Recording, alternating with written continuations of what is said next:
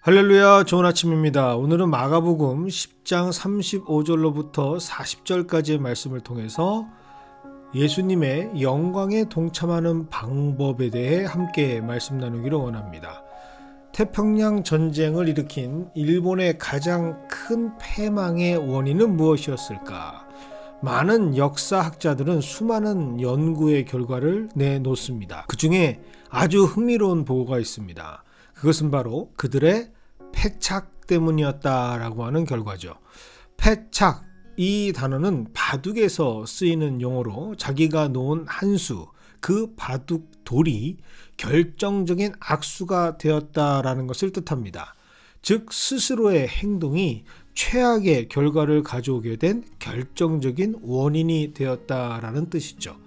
상대방이 잘 싸워서 진 것이 아니라 스스로 무너졌다라는 뜻입니다. 그리고 보고서는 일본을 패망으로 이끌었던 그 결정적인 패착의 원인을 바로 wishful thinking, 즉 모든 것을 객관적으로 판단하고 생각하는 것이 아니라 맹목적으로 이미 자신이 가지고 있는 사고, 희망회로를 근거로 해서 판단하고 착각했던 오해의 결과로 스스로 패망을 자초했던 것이라고 말합니다. 이는 신앙의 삶을 살아가는 우리에게 참 시사하는 바가 크죠. 특별히 기독교 신앙과 심리학적인 영역을 혼동하거나 혼용해서 사용하는 신앙인들에게는 큰 경종의 메시지가 될 것 같습니다. 그 대표적인 예가 바로 하나님께서 이끄시는 힘과 자신이 생각하는 긍정의 힘을 혼합해서 사용하는 예죠.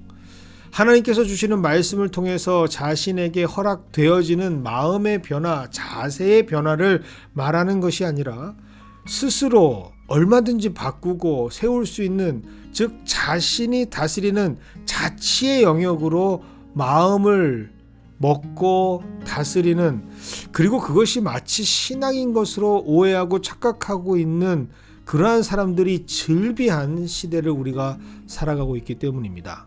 왜 이러한 일들이 벌어지는 것일까? 오늘 말씀은 이런 너무나도 안타까운 패착과 오해로 똘똘 뭉친 두 제자를 우리에게 소개하고 있습니다. 이들은 바로 세베대의 아들 야고보와 요한입니다. 이들은 마가복음 1장에도 등장했죠. 예수님의 부르심에 아버지와 동료들 그리고 심지어 배까지 다 버려두고 예수님을 따랐던 제자들입니다. 그런데 오늘 이 제자들은 무슨 연유에서인지 그 첫 모습과는 전혀 다른 상관이 없는 모습의 제자들로 등장하고 있습니다. 37절입니다. 여짜오되 주의 영광 중에서 우리를 하나는 주의 우편에 하나는 좌편에 앉게 하여 주옵소서. 이들이 아버지와 배까지 버려두고 예수님을 따랐던 것이 정치적 야망 때문이었던 것은 아닐까 오해할 정도로 지금 예수님께 큰 권력의 자리를 요구하고 있습니다. 참 안타까운 모습이죠. 그런데 본문의 문맥을 고려해서 앞뒤 내용을 참고하면서 오늘 본문을 심도 있게 살펴보면 그들의 모습은 안타까움을 넘어서서 얼마나 어처구니가 없는 말도 안 되는 요구였는지를 발견하게 됩니다.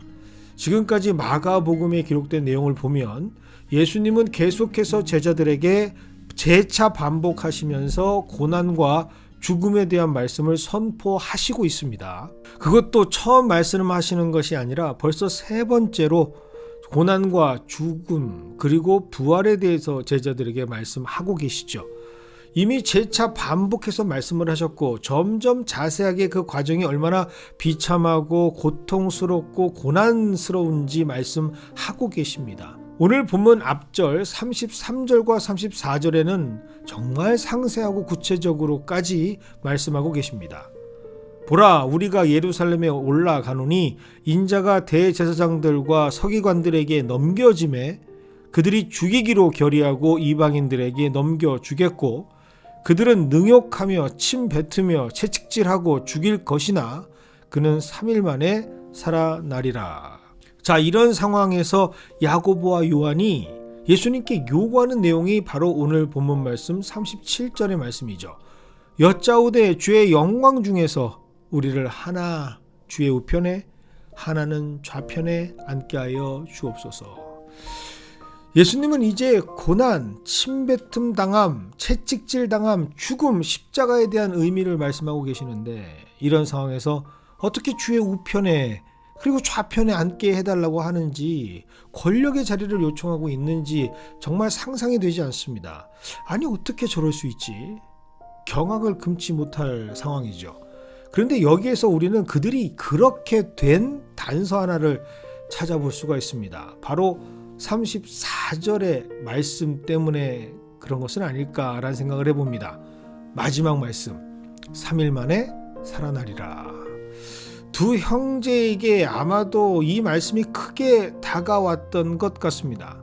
고진감래, 모든 과정을 통과하고 결국에는 얻게 되는 승리의 달콤함으로 이해한 것 같습니다. 고난, 침뱉음 당함, 채찍질, 죽음, 십자가 이런 것, 결국엔 로마와 헤롯 일당들, 제사장들을 처리하고 새 세상을 살기 위해서, 그렇게 열기 위해서 저 정도는 감당해야 되지 않겠어 라고 생각했던 것 같습니다. 그래도 결국은 승리하게 될 텐데, 3일만 버티면 될 텐데, 그렇게 되면 평생을 권력자로 군림하면서 그 영광 중에서 살아갈 수 있게 될 텐데, 그 정도는 참아보겠습니다 라고 단단한 긍정의 힘을 발휘한 것 같습니다. 그런데 이 둘은 주의 영광 중에라는 표현으로 자신의 속내를 숨기지 않고 드러냈지만, 그것이 바로 그들의 결정적인 패착의 원인, wishful thinking이었던 것이죠. 이미 세팅되어져 있는 희망회로의 사고가 예수님의 말씀을 온전하게 깨닫지 못하게 합니다. 이에 예수님께서는 38절을 통해서 그들의 문제점이 무엇인지를 확실하게 지적하시는 것이죠. 38절입니다. 예수께서 이르시되 너희는 너희가 구하는 것을 알지 못하는도다. 오늘 우리는 여기에 집중하기를 원합니다. 아무리 자신의 것을 포기하고 그리고 예수를 따르는 큰 영광을 누렸던 축복의 제자 야고보와 요한이라 할지라도 순간에 자신의 생각과 마음이 우리의 영을 지배하게 된다면 얼마나 위험한 존재가 될 수 있는가, 얼마나 추악한 존재로 나락으로까지 떨어질 수 있는지를 경고하고 계시는 말씀이기 때문입니다. 오늘 이 말씀은 특별히 현대를 살아가는 신앙생활하는 우리 성도들에게는 영의 상태를 자각할 수 있는 거울과 같은 말씀으로 다가옵니다. 나는 과연 어떤 영광을 꿈꾸며 성도로 삶을 살아가고 있는가? 다시 한번 우리의 참된 영적인 모습을 점검하기를 원합니다. 많은 성도들이 예수님을 따라 사는 삶, 예수님을 쫓아 살아가는 삶을 소망한다고 입으로 시인합니다. 새벽의 기도로, 아침의 기도로, 그리고 식사의 기도로 오늘도 예수님처럼 살아가는 하루가 되기를 소망합니다 라고 기도하기도 하죠. 하지만 이때 말하는 예수님처럼이라는 모습은 과연 어떤 예수님의 모습을 소망하고 있는지 자신들도 잘 모르는 것 같습니다. 혹시 오늘 말씀에 야고보와 요한처럼 영광 중에 계시는 예수님의 모습만 기대하고 따라 살기를 원하는 것은 아닌가라는 생각을 해봅니다. 예수님께서는 분명히 말씀하셨죠. 참된 영광은 야고보와 요한이 생각했던 영광이 아니라 예수님께서 마시는 잔을 기꺼이 마시고 예수님께서 받으셨던 세례를 기쁨으로 감당하는 것이 바로 참된 영광의 자리라고 예수님께서는 말씀하십니다. 그래서 40절을 통해서 예수님은 이를 다시 한번 확인하시죠. 내 좌우편에 앉는 것은 내가 줄 것이 아니라 누구를 위하여 준비되었던지 그들이 얻을 것이니라. 어쩜 우리에게 준비된 오늘 하루는 예수님의 잔을 마셔야 하는 날이 될 수도 있습니다. 예수님께서 받으셨던 고통과 고난, 순환과 아픔에 동참하는 날로 하나님께서 인도해 나가실 수도 있습니다. 그렇게 되면 정말로 힘들고 어려운 하루가 되겠죠. 하지만 꼭 기억하십시오. 오늘 우리에게 말씀을 주신 이유가 바로 그것 때문입니다. 그런 삶에서 예수님처럼 잔을 마시고 고통과 고난을 감당하는 것이 바로 영광 중에 임하는 축복이라는 것을 알려주시기 위함이라는 사실. 이런 상황이 오면 그래서 이 말씀을 붙잡고 있는 사람들은 힘들지만 어렵지만 견뎌낼 수 있습니다. 그래서 오늘 이 말씀이 우리에게 너무나 중요한 말씀으로 다가옵니다. 만약 이러한 삶의 자리에 있다면 꼭 선포하시는 우리 모두가 되기를 원합니다. 아, 지금 내가 영광 중에 있구나. 내가 이 영광의 자리에 바로 예수님과 함께 하고 있구나. 이 말씀이 우리에게 다시 한번 일어나 좌편과 우편, 그 예수님의 옆자리를 차지하는 귀한 축복의 하루로 살아갈 수 있는 힘을 공급하는 말씀이 되기를 주님의 이름으로 축원합니다.